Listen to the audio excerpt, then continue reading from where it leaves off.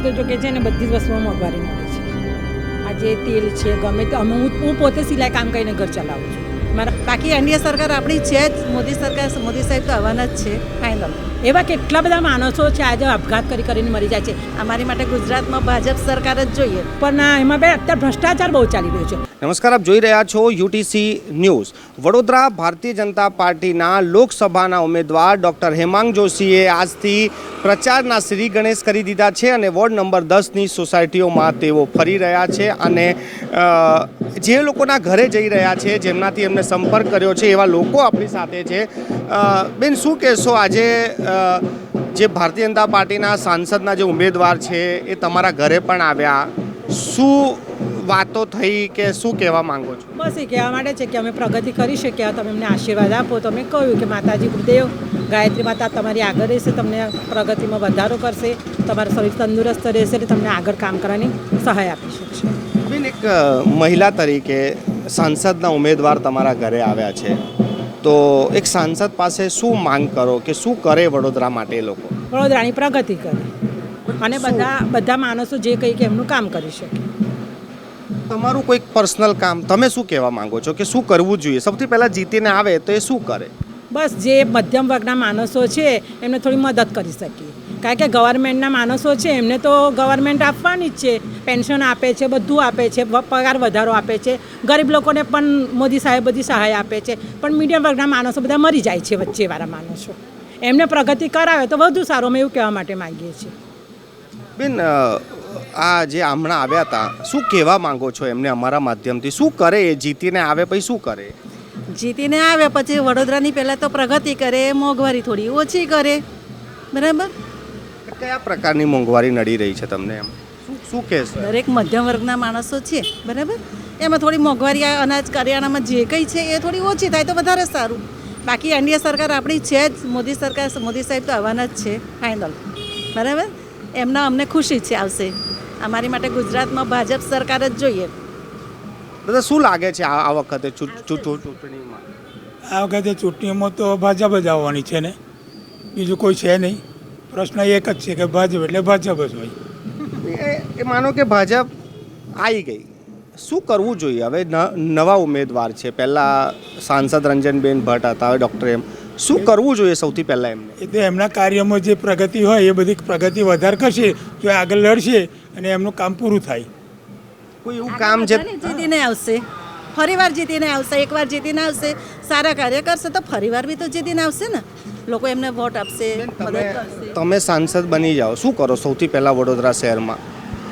આ બધું જે ગંદકી દેખાય છે જ્યાં ત્યાં એ સાફસૂફી કરવાની જરૂર છે. ત્યાં બધા શું એ લગાવવાની જરૂરી છે. શું લગાવવાનું ચંદુલાલ સામે? મહિલાઓ વાતો કરે છે, મોંઘવારી, ગેસનો બોટલ, પેટ્રોલ તો લિમિટેડમાં છે ને, 810 થઈ ગયા છે. કોઈ એવો તો કંઈ ઇસ્યુ નથી, પણ તો બી થોડું હોય તો વધારે સારું. મોંઘવારી થોડી ઓછી થાય તો વધારે સારું, એમ, બીજું કંઈ નહીં. કઈ વસ્તુમાં મોંઘવારી? આ બેન એવું કહે છે મોંઘવારી છે, તમને લાગે છે કઈ વસ્તુમાં મોંઘવારી છે એવું કંઈ? આમ તો જો કે છે ને બધી જ વસ્તુમાં મોંઘવારી નડે છે.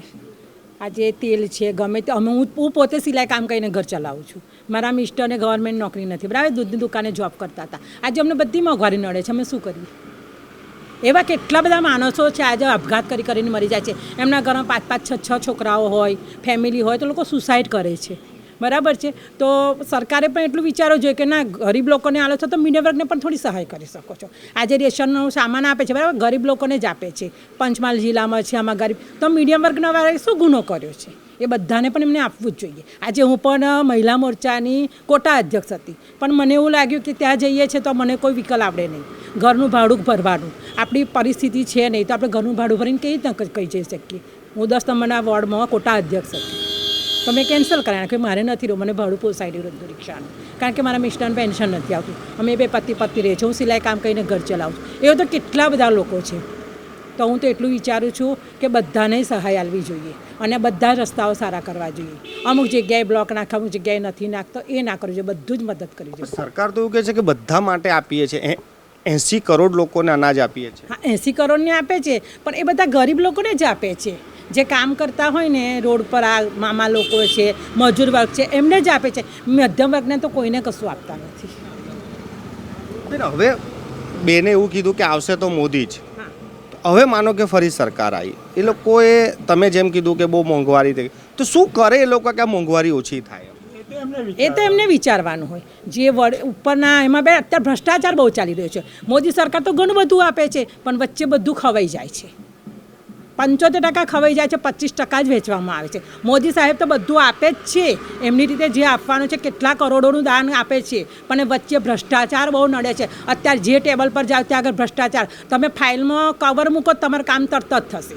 જો તમે કવર નહીં મૂકો તમારું કામ થાય જ નહીં બિલકુલ. અમે તો ઘણી જગ્યાએ જાય ઘણી જગ્યાએ અમને ધક્કા મારીને પાછા કાઢ્યા છે. એટલે ભ્રષ્ટાચાર બહુ, તો ભ્રષ્ટાચાર નહીં હોય તો જ સિટી આગળ આવશે ને તો જ ભારત દેશ આગળ આવશે, તો જ ભારત દેશ પ્રગતિ કરશે.